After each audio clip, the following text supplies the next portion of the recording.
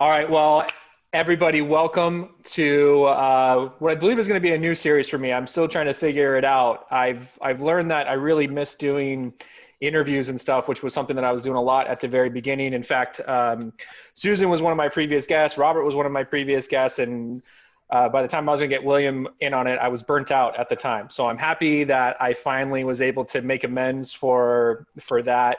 And now we're going to be, starting up this new thing where I'm going to call it Metl Talk, and it'll be available on my YouTube channel as well as my podcast, the Good Bottle Podcast. So if you guys haven't listened to that, please check it out.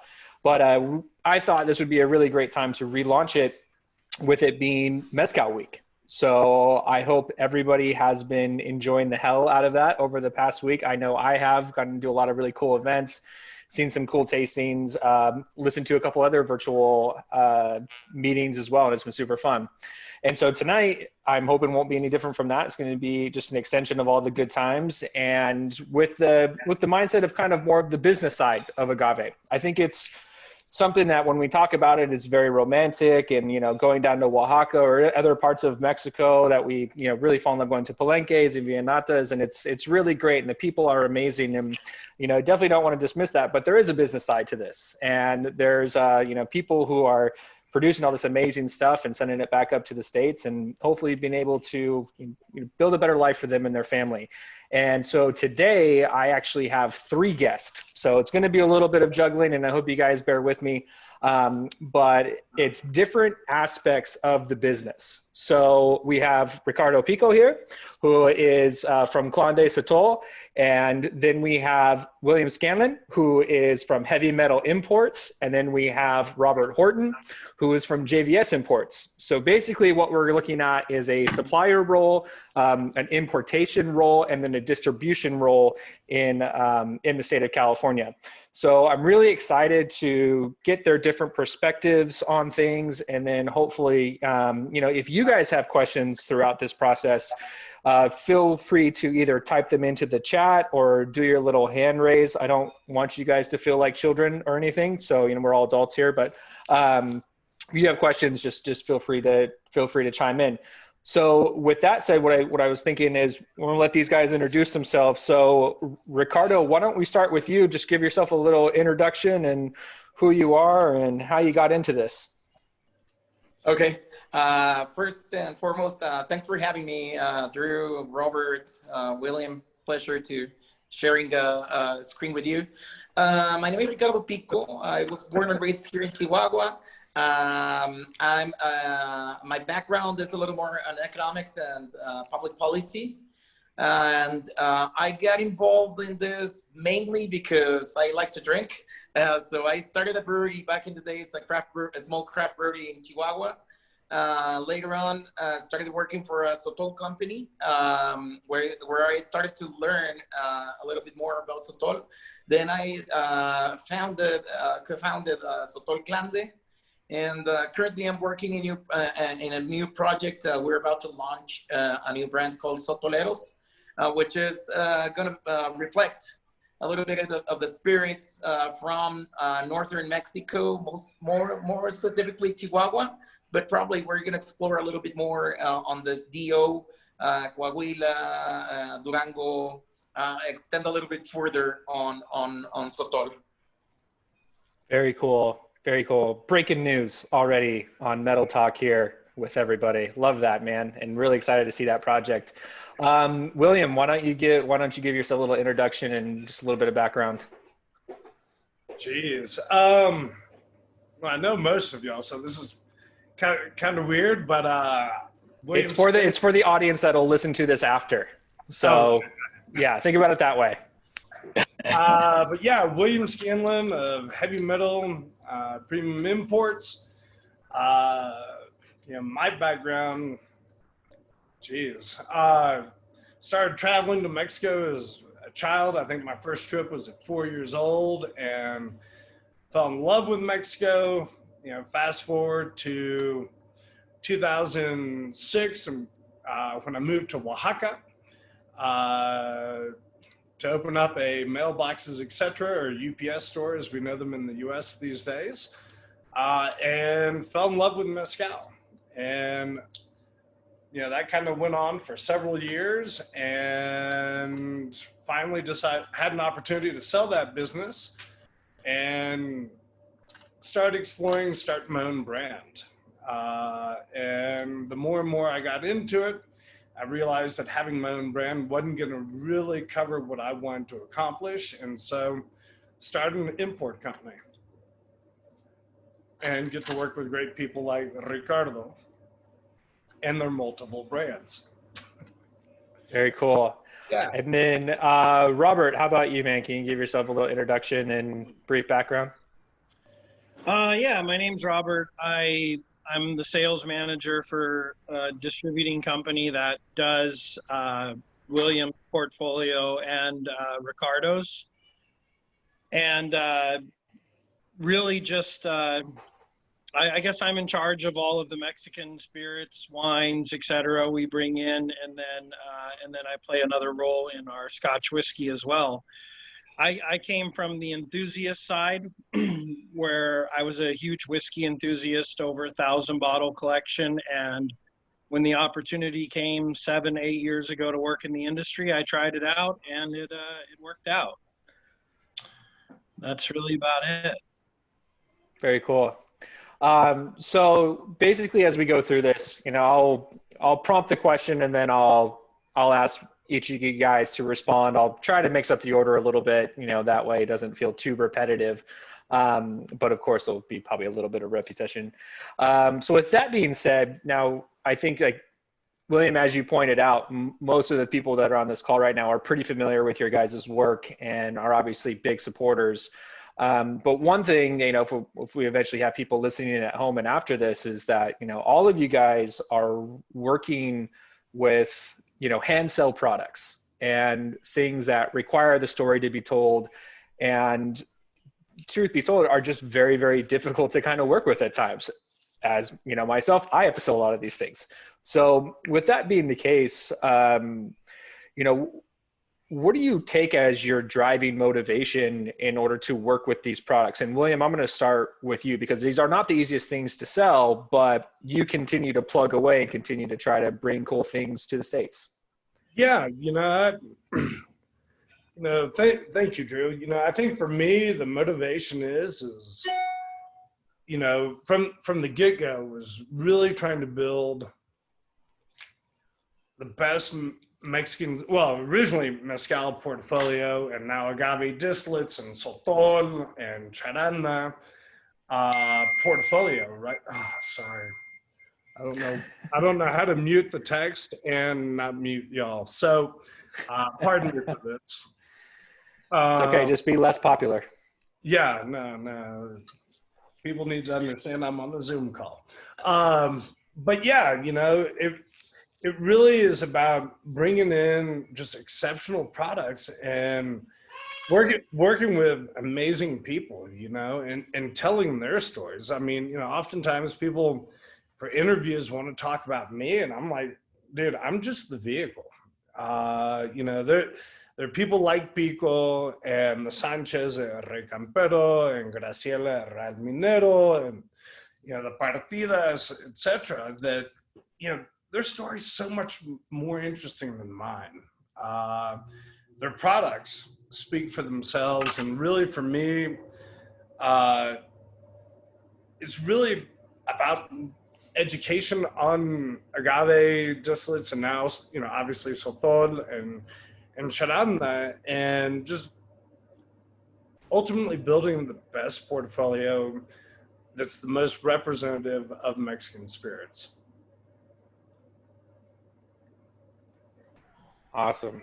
And so, Ricardo, we're going to shift focus to you now. When you entered this industry, I mean, it was a time when not a whole lot of people were drinking sotol, or at the very minimum had even heard of it at the time. So with that being the case, you know, what was kind of the driving force, and what continues to motivate you to do this? Well, first, I think the main motivation was to, I was born and raised in Chihuahua. So we have plenty of producers spread throughout the state. and they're just surviving on this activity. I mean, they didn't have access to markets. They were making beautiful products, beautiful spirits, and for me, it was a matter of helping those communities, helping those producers get up on their feet and do what they do best, and only dedicate to that. Because I mean, some of these producers live in rural areas where they raised cattle or used to farm this and that in order to bring money to the family and food to the table. So for me, in great part, was supporting them to make enough money of this activity that they would only make what they do best and they enjoy the most, which is sotol and lechuguilla. And also, the ultimate goal of the project is to build community. I mean, we want to help those communities in which they live, bring jobs and opportunities, and well-paid jobs to all these wonderful producers. And number two, I think to preserve the tradition of these beautiful regional spirits that represent a culture, represent generations of people making spirits in the desert. And I think to lose the authentic spirits from the north was a risk, because sometimes when we know this industry well, and we know how tequila has shaped into a huge industry, but we also have to preserve the artisanal style, the authentic style. So those were the two main motivations, and I think it has been hard to transmit what sotol is, that it's not an agave, that it's from the Dasylirium plant. But I think there is a growing interest, and we also have we're fortunate that we have the example of tequila that went first, then mezcal. So I think we're lucky to see the best practices and follow up those on those practices. Definitely. It for sure seems like it's kind of like the natural course, right? You know, tequila to mezcal, agave distillate, sotol, all that stuff, and just continue to push your palate to that next level. Robert, now, so, you know, posing that question to you, you know, at JVS, we get to work with a lot of really cool products and pretty diverse portfolio, you know, a lot of it coming from William himself, but, you know, what ends up being the motivation for you moving forward and, you know, finding these things? And as you said, you came into it initially as a big time whiskey person, and, you know, I don't know how candid you want to be about your feeling towards whiskey now and how much you appreciate agave more, but what are some of the motivating things for yourself? That was definitely not true. I mean, I see them as different, right? They're not competing. I think for me, it's a little bit on what William touched about too. I love what I'm doing so much because of the stories that we get to tell and the people we represent. And it goes beyond just the mezcal of it, right? I mean, there's 32 states in Mexico. I think I've been to 20 of them now. So just going and interacting with these communities, you know, anyone who's friends with me knows that I'm constantly in the Philippines or other parts of Asia or Europe. So just interacting with the families, knowing the stories and the history and how history itself has shaped some of them, and getting to know the amazing people. I mean, as we're talking, I'm actually drinking a wine from a small family in Serbia. Like that's just what my passion is for the whole thing is learning the true history of booze going back into different countries, whether it's palm wine in Burma or mezcal. So yeah, that's really about it.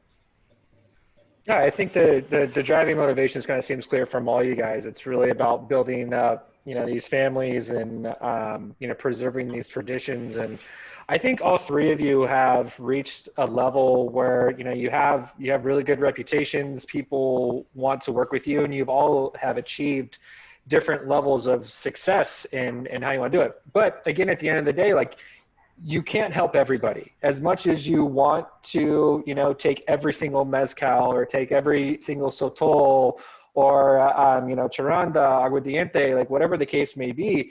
There are hard decisions that have to be made. And there's also people that you're trying to seek out. So Robert, we're actually going to double up and go back to you. When it comes to your role as, deciding on what things you want to carry and what things you don't want to carry, what are some of the factors that play into it for you as a distributor in California?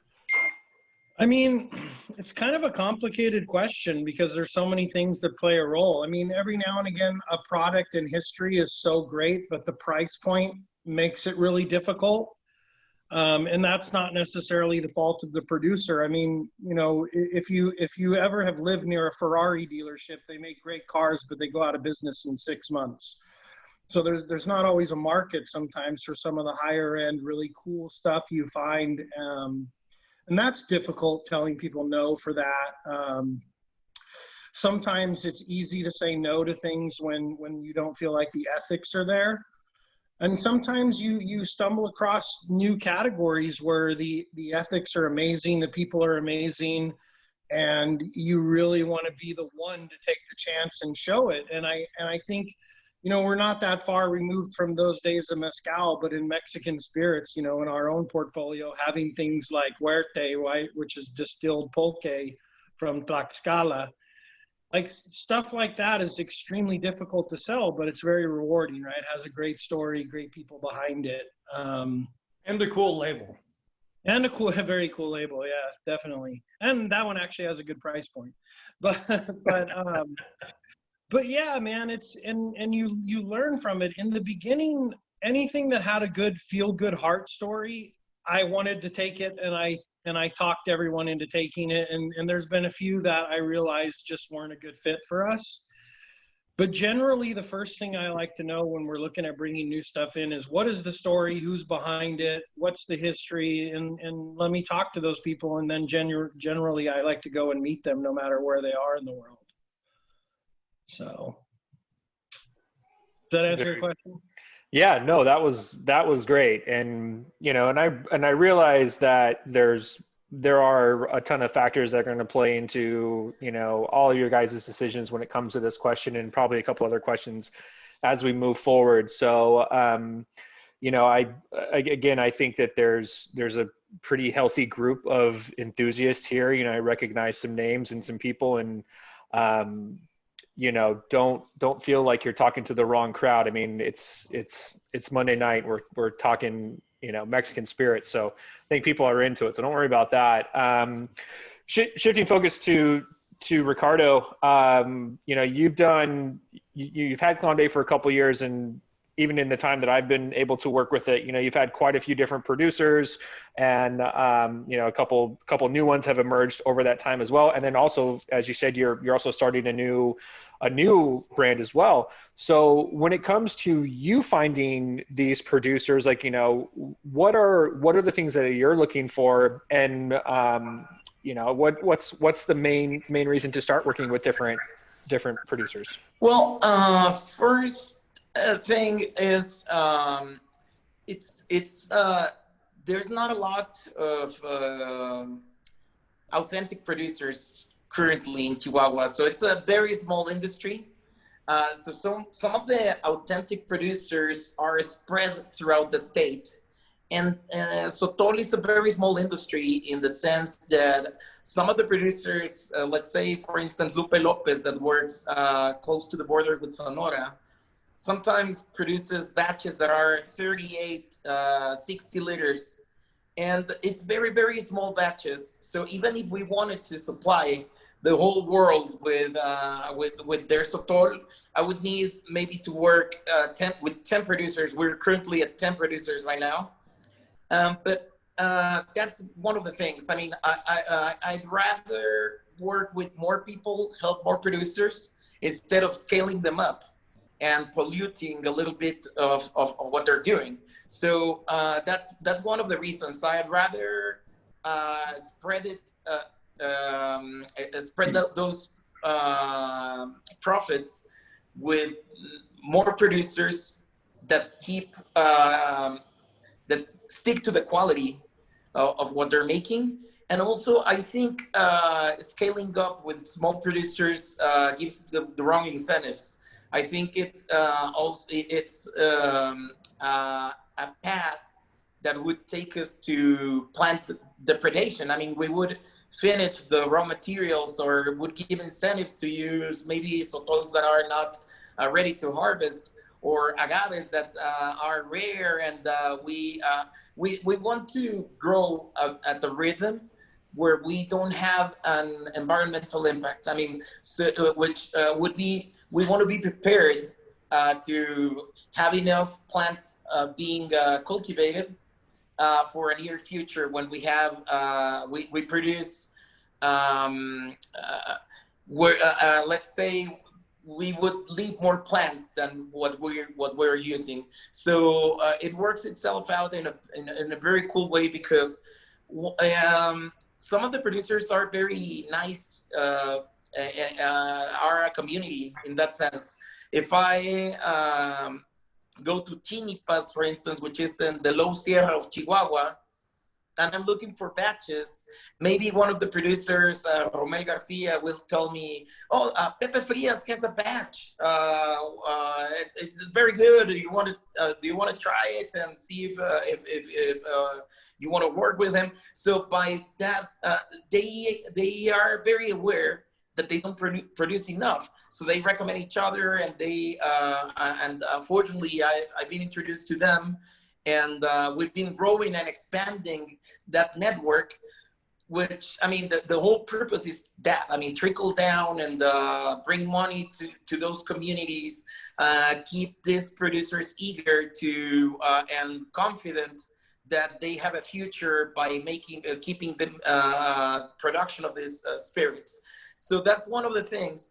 And then the new producers, there's a whole new school. For instance, Don Eduardo has worked and trained Poloderma. Some of the new Sotoleros releases will be from Mario Arrieta, Don Eduardo's brother. Then we have also Fernando Porras. Fernando works along with his two kids. They make some batches every now and then. So we've been fortunate enough to reconstruct keep the traditional producers that are third, fourth generation, and then they have trained and made a school where they're training new ones that are building their own path, and regardless if they're third generation or not. I mean, like they are learning from the masters. So I think that's that has been one of the coolest things about this project, and one of the things I enjoy the most. Very cool. Well, my co-host just came into the frame, so this is the 2-year-old monster and decision maker in this household. So that's great, and and I think that's one thing that we want to get into a little bit later is how do you scale, and how do you make more money, like improve everybody's lives, but at the same time maintain that quality. William, you said earlier that when you first started your company, it was like, I want to have the best mezcal portfolio that I can possibly have, and then it grew. Then it was agave distillados, and it was torradas, and you've been able to kind of cultivate this really cool, well-rounded collection. Is what goes into that, and what are some of those factors that play in when you're adding new brands and then getting into some of these Mexican spirits that, while they might have this really rich history, none of us have heard of before. So how does that process go? Man, so it's a complex answer, but if we look at Oaxaca, which is what I started with originally, it was, about representing different distillation types, water, different things like that, story. But one of the questions, having lived in Mexico City and having attended Agave Fest, Expo Agave, Dardo, and many other conferences, one of the questions I really had for everybody was, how are you planning or planting for the future? What does sustainability look like? Back in 2012, 2013, sustainability wasn't a buzzword like it is now. It was something that, these biologists were really bringing to light for everybody. And to me, that was the future, if we're not preserving or conserving what we've got in terms of agave, we're going to have a huge problem, and this question also, applied to Ricardo. And hey, I know nothing about Sotol. Tell me about replanting these. What's the harvest like? Oh, wow. I found out that, when properly cut, sometimes these Sotol plants will regenerate. These are all real important factors. So sustainability from day one was a huge issue. The family, the quality of the spirits, growing into things like charanda. Years ago, the woman that I was dating had a connection to Uruapa, and she said, hey, you should bring in this product. And I was like, hey, wait, no, this is heavy metal. We're only doing agave spirits. And, fast forward to the future, this opportunity comes again, and still kind of balking at it. And, Graciela from Red Minero was like, hey, you need to talk to them. I was like, I don't know anything about rum, and talking to Miriam, she quickly clarified that it wasn't rum and it was charanda. And learning more about that spirit, I realized that it's really at the point of almost becoming extinct. There are only 6 distilleries left. I think there's a 7th one being built right now, but very few people are, producing it. And so for me, it was actually more about preserving a category that, me, like many others, did not know existed. So, it's about people, it's about the projects, obviously the quality of the juice. Every brand I work with is 100% owned by Mexicanos. 95% of them are owned by the families that actually produce the spirits. And then there are amazing projects like Sotoleros, where, these people individually they're not producing enough or organized enough to actually create their own brand. So, Pico is providing an amazing vehicle for which, to get all this to market, And so again, the people, I've been down to Chihuahua, the producers that I've met, they're new ones now that I haven't.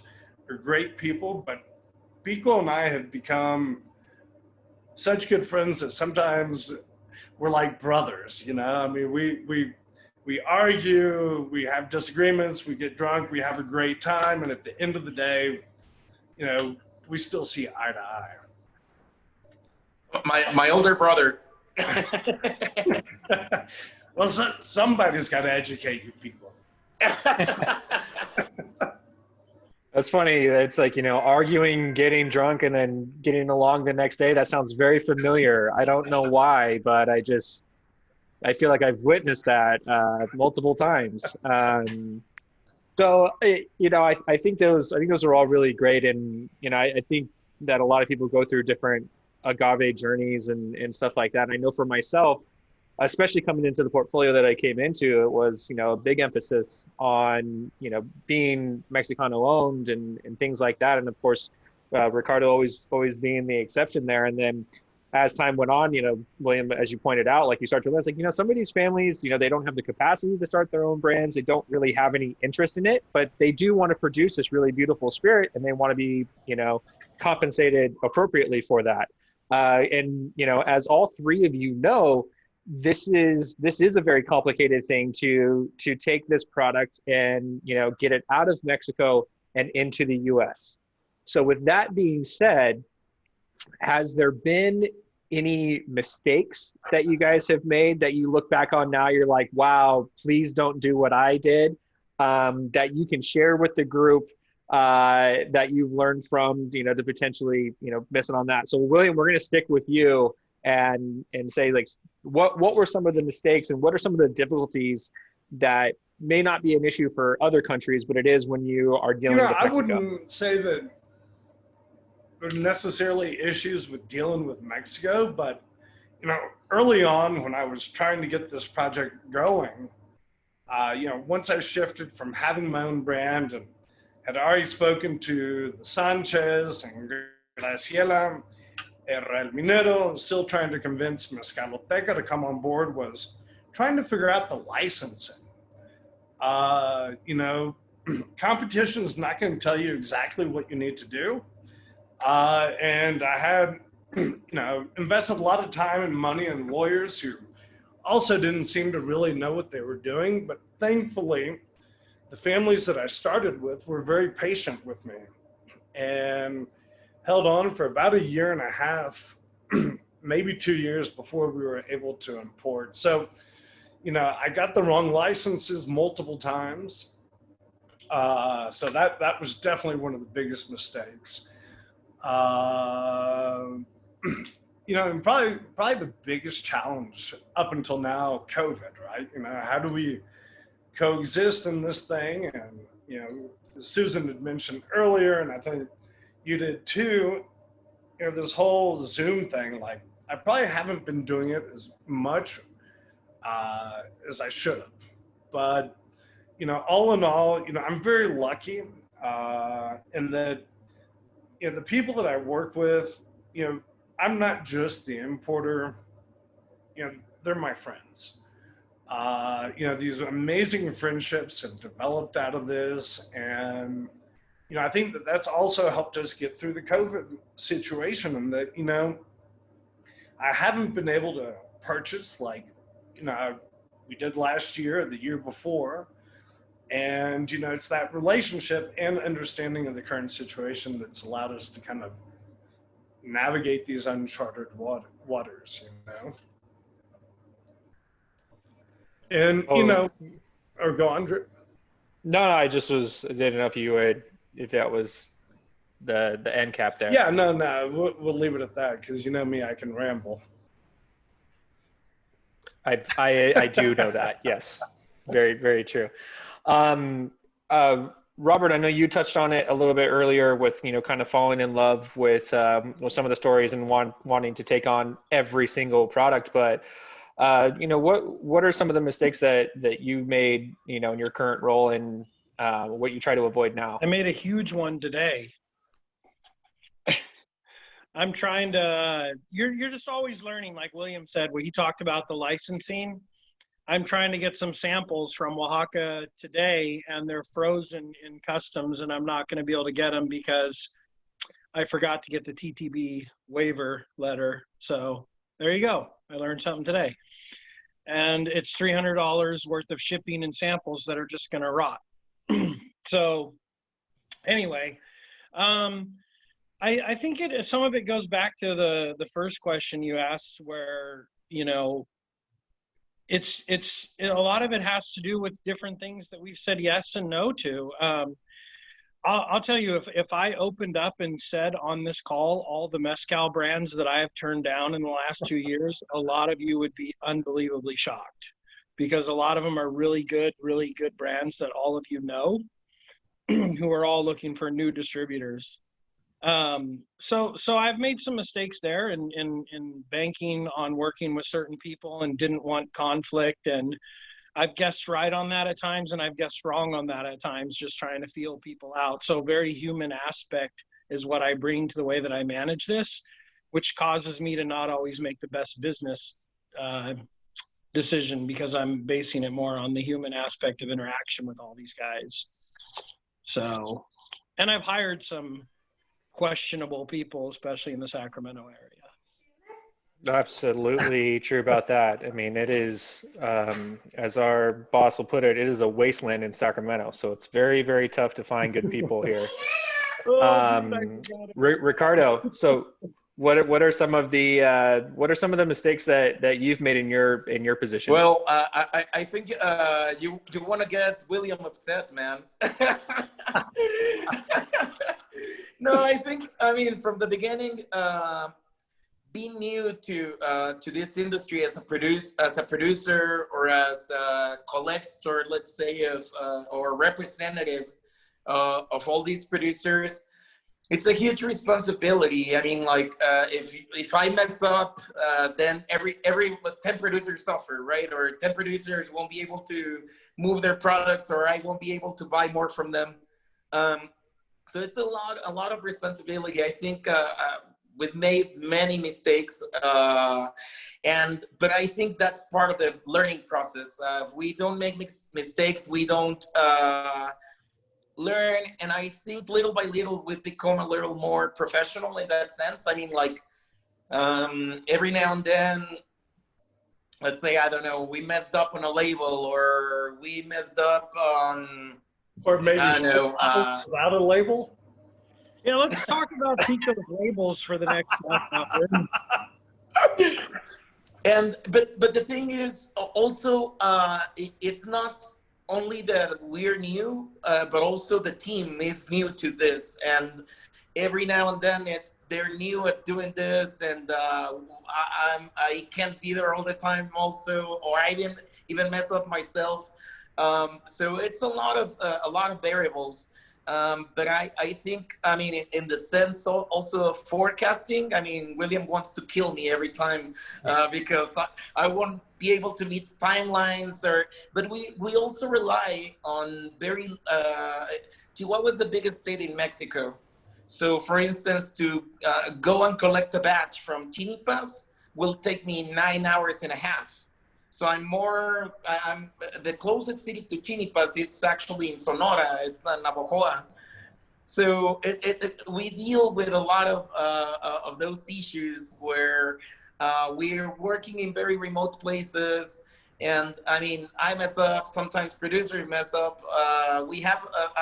But we have to be aware and continuously keeping in mind how can we, recognize our errors and have a positive attitude to change this. And it's, little by little it's changing. We're gaining more traction. We're being able to,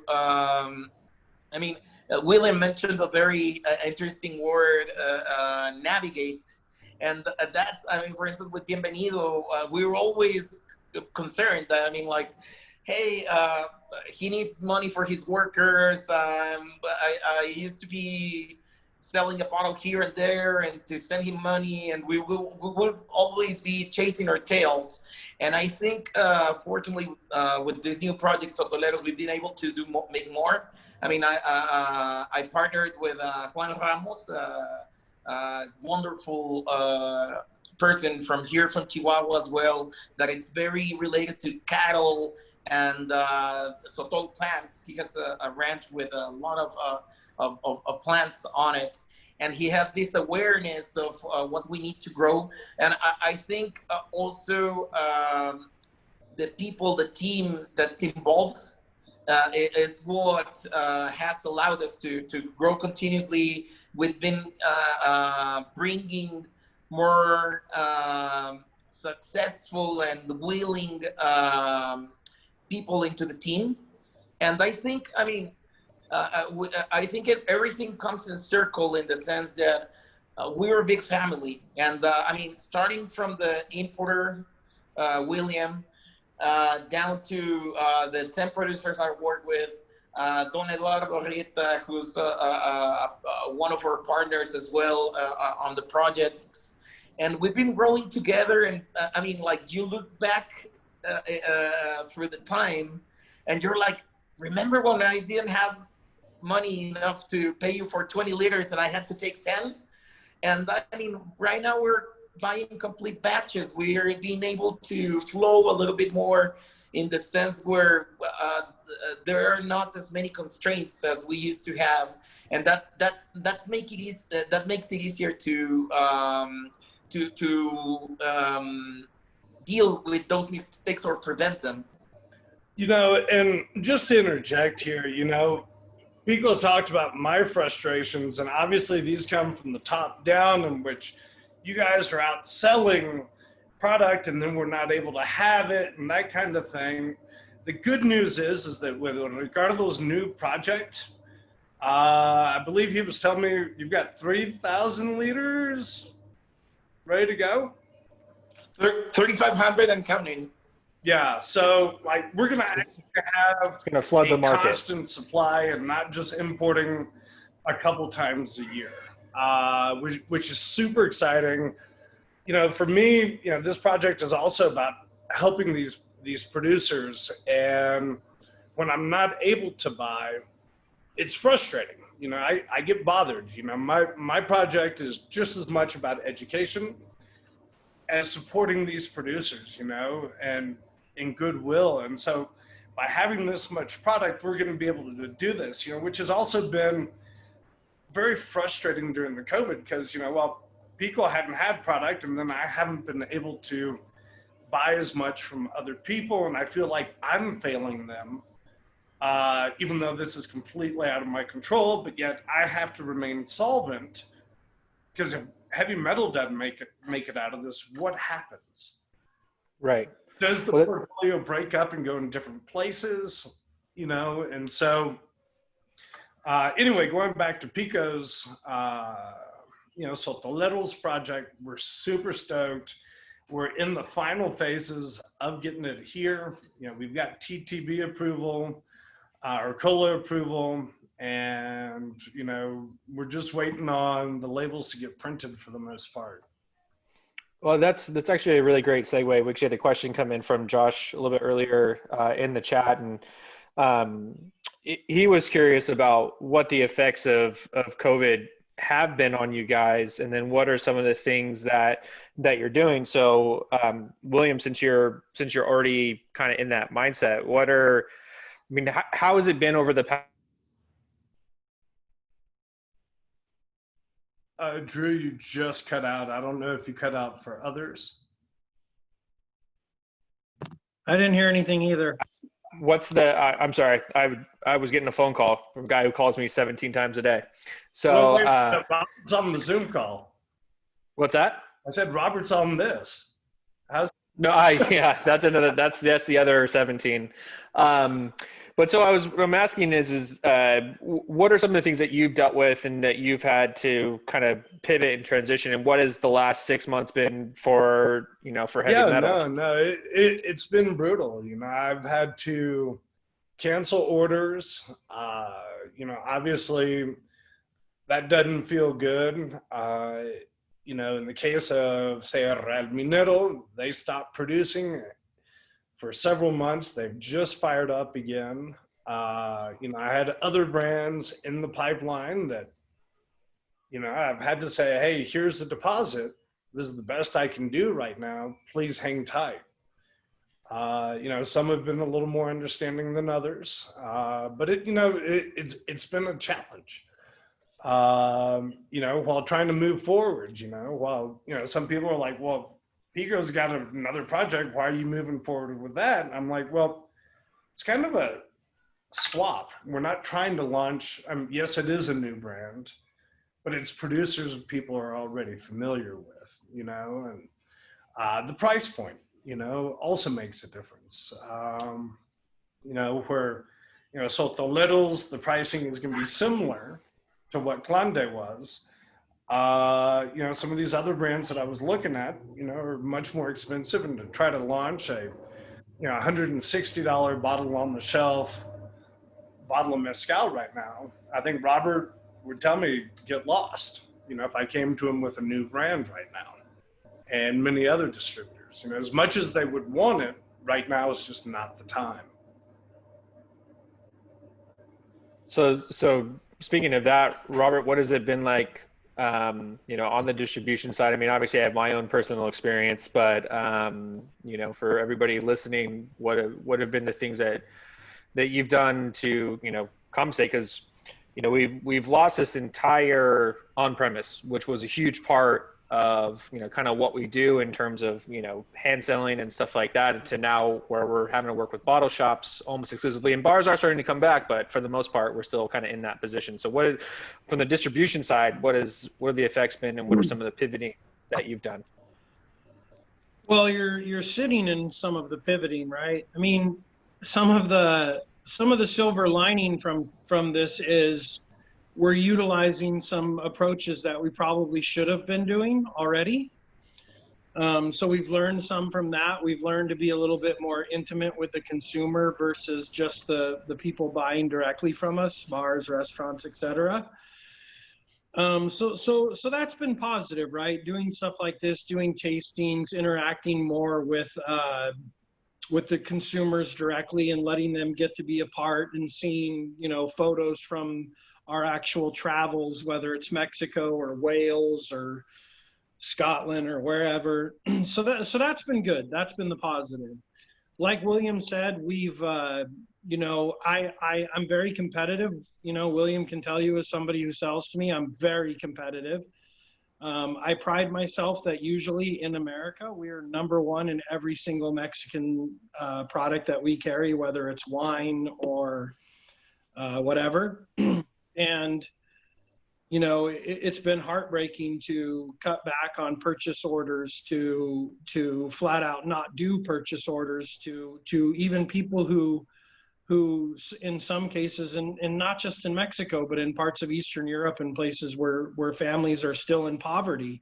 And we're part of that mechanism to try to create something past that. I mean, we're certainly not trying to make sustainable poverty, right? So it's been really hard. It's been hard seeing reps that I'm passionate about, that I think about as family, and seeing how much they're struggling to make commission. Seeing restaurants and bar owners that I've been very good friends with. You know, there's a restaurant owner where I won't say who it is, but in Mountain View, where I just remember 2 years ago, him and I were hanging out, and his wife went into unexpected labor, and I drove him to the hospital, and I was there when his baby was born, and him texting me that he's closing his restaurant. You know, so it's been really, really tough. In some ways, very tough.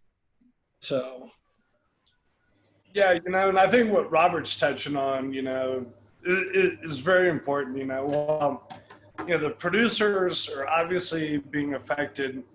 You know, our entire industry is suffering, and you know, you know, you want to help these people in Mexico, and there's just, you know, the number of places reaching out for support, you know, as a small importers, overwhelming it, you know, and you're just like, I want to help here, I want to help there, but your hands are tied, and it really is devastating seeing what's going on. Yeah, I mean, absolutely. You know, from my perspective, in, you know, the wasteland that is Sacramento, it's really hard to stay positive, and, you know, having to do all these different things, you know, creating the virtual events and stuff like that, and filling thousands of sample bottles. I never want to do that again in my life, and I still have to continue to do it because it's not like this is over. So, Ricardo, I mean, I think there's, you know, at least for myself, I mean, I talk to friends down in Mexico, and it just kind of seems like, you know, everybody's dealt with this shitstorm in one way or another. But from your perspective, and in Chihuahua, what is COVID done? Like, what has it meant for your business? And then, you know, what does it mean moving forward? Well, I mean, I try to see all of this with the most optimistic perspective I can. We've been fortunate enough to survive through all of this. And I mean, for me, I'm just grateful that I've been able to keep my whole crew. I've been able to keep supporting the producers in great part, thanks to Juan, my partner as well. But, and also, I mean, sometimes bad times bring also some good opportunities. I mean, for instance, we've been able to survive in part because we've been producing alcohol for gel. Does it taste like Sotol? No, actually, it's not been made from Sotol. It's something that we've got subcontracted. But I mean, right now, that's what's paying the bills mainly. So I think, I mean, if we are able to support our crew and having them not suffer through all this, for me, that's a big win. Then the other advantage is that some of these towns or communities where Sotol or Lechuguilla is being produced are very far isolated. So they just, I mean, it's a family just working on a ranch or a farm that's hours away from even from small towns. So they've been able to keep producing and keep doing what they were doing. And I mean, I've been fortunate enough that I have a solid partner that has been able to help me keep buying these batches. I mean, because otherwise sales haven't been great. I mean, like if I used to sell a couple bottles every week, I mean, that went down to 0 at some point. I mean, here locally. And on the other hand, we also have the Mexican Spirits Bar down here called El Mágico, which has also suffered. But I mean, the staff has been keeping tight and, you know, just resilient. And I've been just trying to help them. I mean, like, hey, you know, I mean, sell some bottles and keep the whole profit. I don't care. I mean, like, we were selling bottled cocktails. I mean, just keeping creative. And I think, I mean, that's all we can do, and support as much as we can, you know?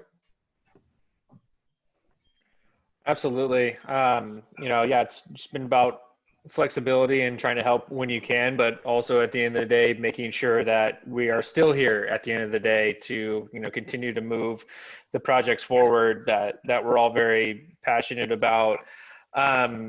So, you know, I think that, you know, again, when we were talking earlier about kind of like the romantic side to agave spirits and Mexican spirits in general, what are some of the misconceptions about being in the roles that all of you guys are in that, you know, you would like to dispel potentially, or, you know, or you just, if there's any venting of the industry that you'd like to take a shot at right now, you can do that as well.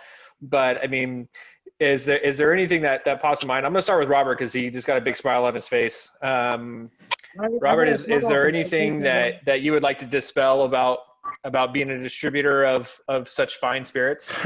I got a smile because it was a question that I didn't really want to answer. I thought we were going to talk more on Pico's labels. Just kidding. That's kind of a joke between us. What is the question?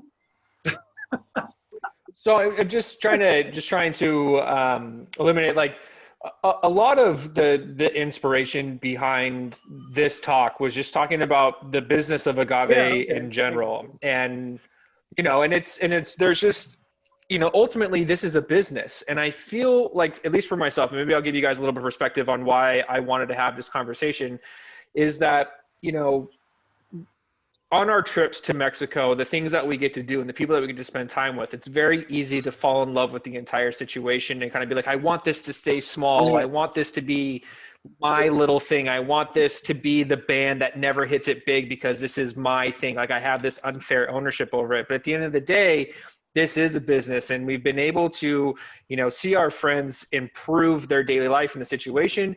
And this is a growing category that we have seen other brands sell to the big suppliers, and, you know, some of them are getting big paydays, you know, and there's all kinds of issues that we can get into with that. But, you know, I wanted to talk about the business of it because, again, there's a lot of people out here who kind of, I think Robert, you said it earlier, it's like this never ending poverty that some people would like to see these producers stay in.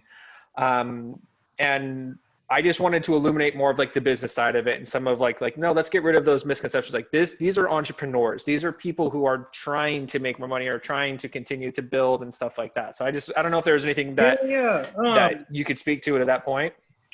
Yeah, I mean, you just hit on a pretty controversial topic yourself there, but yeah, no, I definitely started out in the game with especially when it comes to agave, where, you know, I would have been one of those dogmatic people who would have said, oh, you can't use this, you can't You can't crush with a machine. You can't. And then I realized that, like, what am I doing, right? It's some type of weird colonization I have. Like, this is helping people create poverty in a sustainable level. Wanting these families to grow and wanting them to become entrepreneurs and make it is everybody's dream. And it shouldn't be any different whether you live in Iowa or whether you live in Minas, Oaxaca.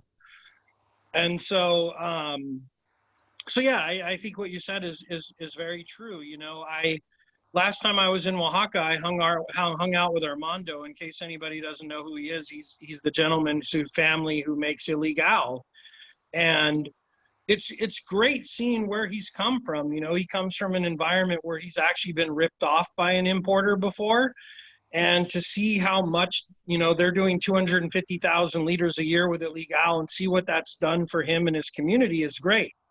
You know, so seeing the entrepreneur side of that grow is something that I've changed myself quite a bit. I don't appreciate the conversations of like, oh, these guys still need to use a burro and they still need to be chopping with an axe. And it's like, no, you fly down there and get your fucking ass on your hands and knees and chop with an axe. It's not sustainable.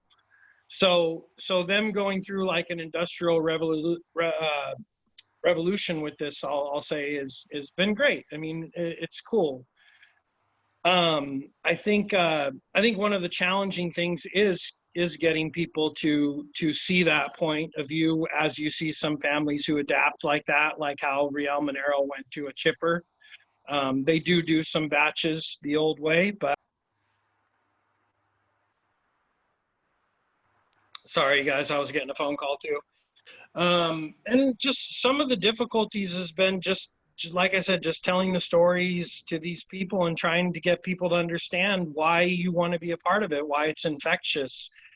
It's very difficult. It's very difficult to, I think sometimes, Drew, you and I talk about it as friends, that people look at us and they're like, wait a minute, so you spend your whole day talking about booze, you're whining and dining all the time, traveling, and they think it's just some easy get rich scheme, and it's not. It's a lot of hard work. The margins are really bad. For every $1 million a distributor sells in the small batch industry, I'll tell you guys the numbers. The profit's only about 50 grand. That's it on $1 million. That's how bad this industry is with margins. So it's very hard finding the right people to be able to talk about this and have the passion for it. You know, selling, the key to getting these brands to grow is not selling to, you know, remember La Urbana before they went out of business, Calavera. These places are great, but they'll buy all mezcal. I mean, so doing events with them and constantly coming to them doesn't really build these brands. It's getting the small steakhouses to buy in. It's getting the other craft bars to buy in. It's getting the Chinese restaurant no one's ever heard of to carry mezcal. And that's something we do, but it's been very difficult. And kudos to you, Drew. It's because of people like you that I've hired. So that was my long-winded response. Well, the only reason I asked that question was I was just getting that compliment at the end. So we can wrap it up. We can go home. I have nothing else that I want to say to any of you now. No, thank you. I do appreciate it. And it's definitely hard. William, just kind of in the same vein, is there anything that sticks out to you that you kind of feel like needs to be dispelled? I mean, we all know that you look like a rock star, you dress like a rock star. Is the mezcal importer life really that of a rock star? No, it's not. I mean, it's amazing. I mean, you know, Drew, when you were asking earlier, you know, about like some of the mistakes and things like that, one of the things I never ever factored in was that my life was going to completely change, and that I was going to be on the road all the time. And while, you know, I'm very fortunate to hang out at amazing bars, great restaurants, travel around, see different parts of the country that I've never seen. You know, it's not glamorous. It really is taxing, and you know, every day that I kind of question it, I kind of look down at the portfolio and realize it's for these people, you know, my friends. And so, yeah, it's tough, and, a lot of people, from time to time will tell me that, you should have just done your own brand. You could have sold it by now and be out of the game. But I'm not sure I want out of the game just yet. I mean,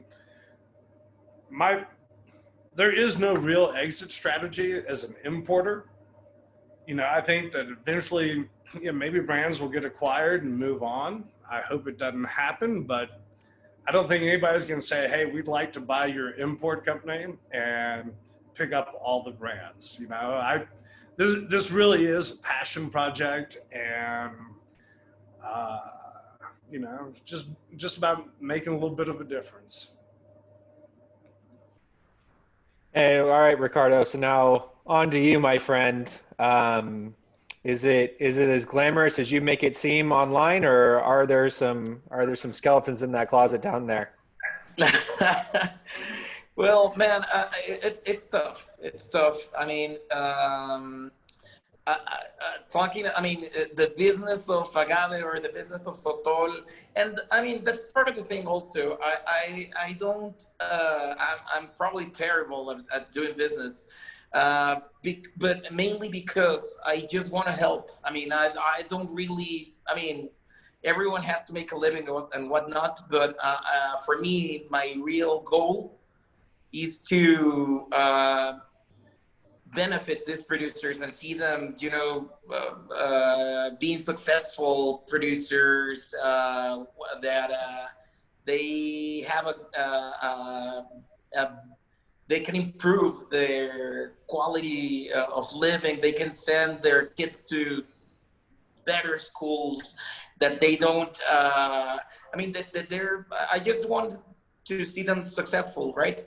Of course, I mean, at the end of the day, you have to make some tweaks and keep aiming to improve your efficiency, to improve the learning curve here is huge. But sometimes, I mean, I can tell you, sometimes I'm transferring from my personal accounts and don't even have money for food for the next day and stuff like that. I mean, like, honestly, it's just, when you have your heart on it, it's you can't tell them no. I mean, you have to be someone they can rely on, and I think that this whole thing translates and goes up to people like William that has supported me in the good times, the bad times. I mean, we know where our heart is, and we know what we want to achieve, and we have the same goals. So, I mean, but it's to be honest with you, I owe myself to a lot of people in this industry. I mean, I have a lot of friends that have supported me, and when I used to be a brand rep, I mean, sometimes I didn't have money for a hotel. They would host me like, nah, just scratch at my hotel, no worries.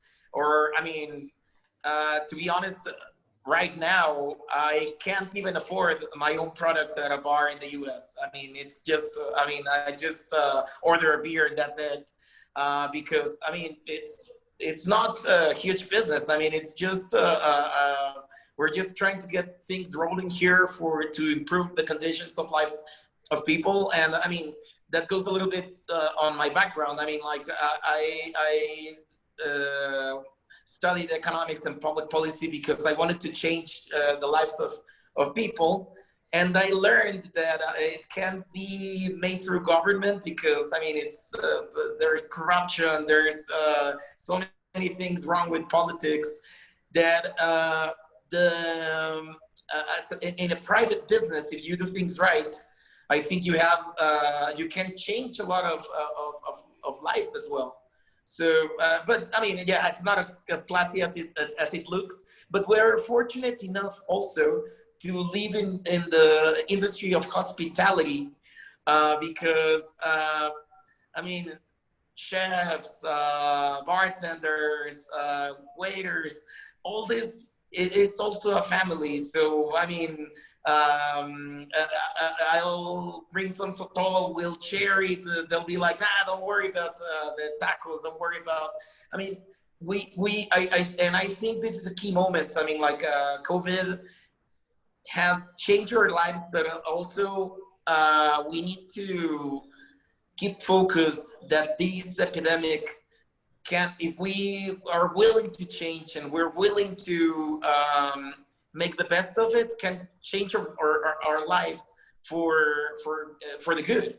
I mean, and right now it's very sad to see all these restaurants and bars being closed. But I mean, I would just say we can always rely on each other as a family, and eventually this all will go away and we'll be back to normal, but we just need to hang in there. Absolutely. Okay, so guys, we've been at this for a little over an hour now, so I, want to kind of get close to wrapping it up. So I have one more question for you, but it's going to be kind of a two-parter because we got to always make sure I get my standard question, my ending question in. But over the past couple of years, selling the products that you have or producing the products that you have, I want you to give me a business-related highlight. So it could be like, as an example, if we're talking, something that I've seen was when we were in Candelaria with Ray Campero and watching Romulo walk up with 2 new bulls that he was going to plow the field with, and seeing a smile from ear to ear on that as he pranced them through the entire village. That was obviously a very business related thing that he's been able to, get 2 brand new ones. That was a big deal for him. So to kind of give you set that up a little bit, if there's something that you've seen over the past couple of years that just really makes you happy. And then the second and the final question tonight, eventually when they write your memoir, what is the name of your book? So, William, I'm going to start with you. What would be the business highlight and then the name of your memoir? Wow, reflecting back on that day when we were in Candelaria, it was Romulo's birthday and he had just bought those bulls. That was pretty awesome. I think that, even back in the day when he was able to go out and buy a dump truck, the blue one that you've seen, rebuild it, paint it, seeing how excited he is. I think another amazing moment, for me was really being able to be part of the family Real Minero, when Don Lorenzo passed, and watching them kind of work through the uncertainty, Edgar coming back and really stepping into that role. As I've told Edgar privately, and maybe I shouldn't be sharing it with y'all, I really feel that his father would be very proud of the mezcales that he's making. In fact, I've had some that I think Don Lorenzo would be shocked as to how good they are. Also just rewarding moments like to finally be able to bring Chacolo in. Once I shifted into this importer role, there were certain brands that I knew I really needed to have. Chacolo was one of them, Caballito Cerrero, Sansecan. Eric, who's sitting here, still hadn't given me his fucking brand yet. Maybe one day. But, Eric was a great teacher. And, but to see heavy metal finally grow into what it was supposed to be and launch out of brands just from Oaxaca, and to include things like Sotol, Pico was like, hey, I got this. I was like, man, I know nothing about it. And to see this category of Sotol grow has been amazing, Charanda, and the amazing friendships, shit, Drew. To be able to share moments like what we spent in Yegualet together, seeing Romulo parade those bulls around, obviously, amazing experience with Robert as well, and some of these other friends like Jason, who's somewhat visible in the mountains there. But yeah, no, the rewards far outweigh, the tough times. That's great. And what's the name of your memoir, William? it never got written. And No, no. I don't know. I thought about that when you sent it to me, and I really hope nobody writes a book about me, but more about what everybody else is doing. And if they were to write one about me, I guess it'd be like Crazy Gringo brings good shit or something. I don't know. I'll take it. I think that's a #1 bestseller, in a few years. Ricardo, how about you, my friend? What would be your business achievement, and then what would be the title of your memoir? Um, highlights for me.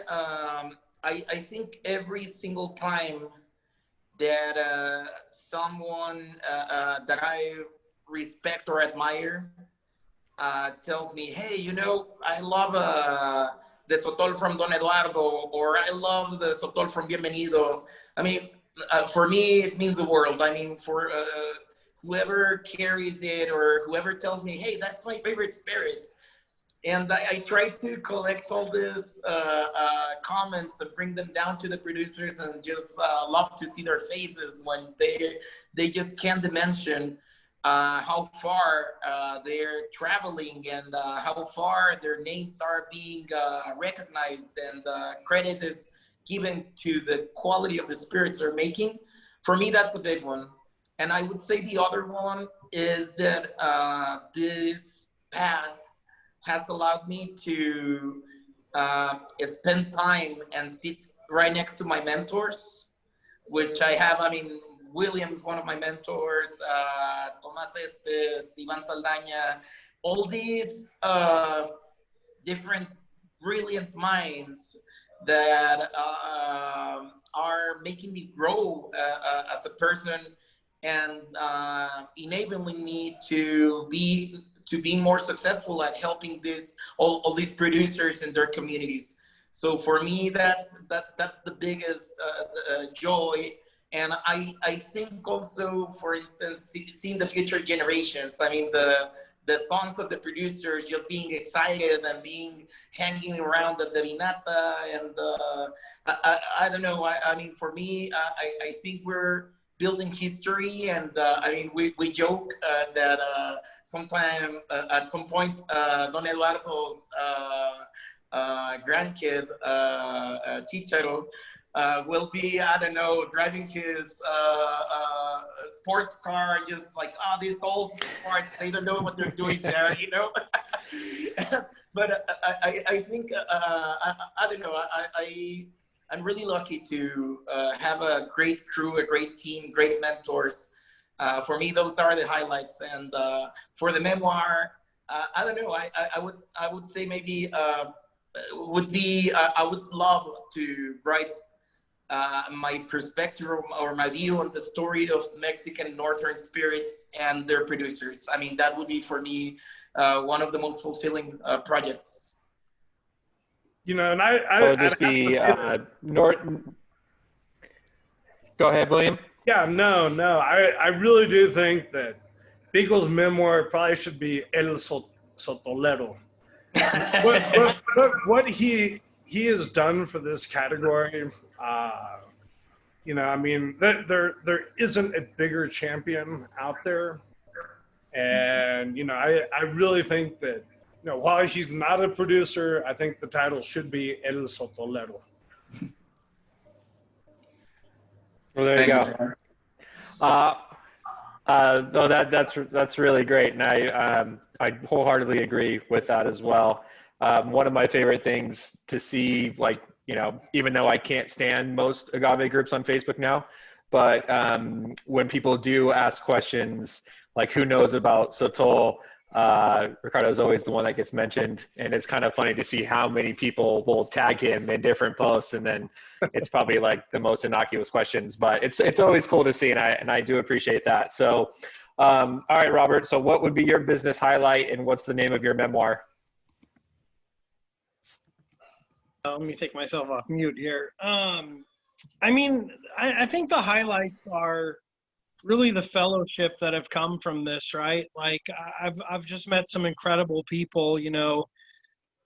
Just last night, Graciela and I were texting back and forth about, you know, whatever, about just life. But the fellowship and the networking in this industry is so amazing. You know, I was in San Francisco one time, and I was in an Uber car, and my driver was from El Salvador, and he lived in Sacramento, and he normally is a chef, and he couldn't find work. And he was leaving his family back in Sacramento and driving Uber in San Francisco, and then showering at a 24-hour fitness and sleeping in his car to feed his family. And I was like, wait, so you just need a restaurant job in Sacramento? And he was like, yeah. And I made a phone call in the Uber, and, you know, somebody that I'm friends with who owns a few restaurants in Sacramento hired him immediately. And so that's been really cool, being able to change people's lives based on this network. Same thing in Menlo Park. You know, there was a gentleman who was working 4 jobs, and he's from Uruapan. And he was like, yeah, my wife can't find work in Uruapan, you know, and I called Miriam in Michoacan, and I said, hey, could you use this woman? Maybe it seems like she lives pretty close to the distillery. They know you. And immediately she hired him. And that really helped his family a lot. And one of my favorite times, I'll say, since William's on the call, is I think it was pretty special when William and I were in Michoacan for 2 or 3 days, and we didn't see eye to eye completely on the topic, but nonstop, probably 18 hours a day for 3 days straight, we hashed over how we wanted to do the Charanda concept, and we worked really hard on it, and we learned a lot about each other, and it was pretty special. So that's kind of my favorite thing, is just the fellowship, right? It's talking to people in Mexico, and some people on this call, you know, there's some really special people on this call, actually, as I look around. So, you know, just like I said, that friendship is everything in this industry. Yeah, you know, Absolutely. You know, Robert, I apologize for overlooking that highlight of working with you. No, seriously, though. I mean, you know, Robert and I are very strong-headed, and we butt heads a lot. But at the end of the day, you know, I think that we've made some amazing business decisions as a team and as friends. And, you know, I really do owe a lot to Robert and really, you know, getting things going, you know, especially with the Charanda. I mean, it's been amazing. Thank you, Robert. And thank you, Pico. So what we're gonna do is Robert's memoir is gonna be, you know, Robert Horton, I Told You So. That's gonna be his memoir title. But you guys, thank you so much for coming on tonight and discussing all this stuff with me. This has been something that I've been thinking about for a very long time, and I'm very excited that we were able to do this, and we're able to try to take this, you know, different perspective at, you know, what some of these talks turn into. It kind of seems like the same conversation over and over and over again, right? So to be able to do something a little bit different, to have a little bit, you know, different questions and different perspective, and, you know, my little co-host here who got some ice cream. I just want to say thank you guys. Thank you to everybody who tuned in as well. It's really nice to see everybody. I think this is something I want to continue to do. So, you know, definitely, you know, follow me on Facebook, Instagram, all that fun stuff. Just look for Drew Garrison. And then, of course, you know, follow these guys. Follow Heavy Metal. Follow Clande Sotol. There's obviously lots of really cool projects that are coming out. And, you know, I'm excited to be a part of them. I hope you guys had a great time as well. And, you know, I look forward to actually seeing a lot of you guys in person so we can actually have a drink together. It's about time. It's got to be soon. Saludos, William, Pico, and Eric. Saludos a todos. You guys. Thanks so much, Drew, Robert. Love you guys. Thanks for keeping Sotol relevant in California. And cheers, everyone. Eric, Susan, Ernesto. Good to see you, Ricardo. Good to see you guys. All right, guys. Have a great night. Stay safe out there. Cheers, salute. We'll see you very soon, hopefully. See you guys. Thank you.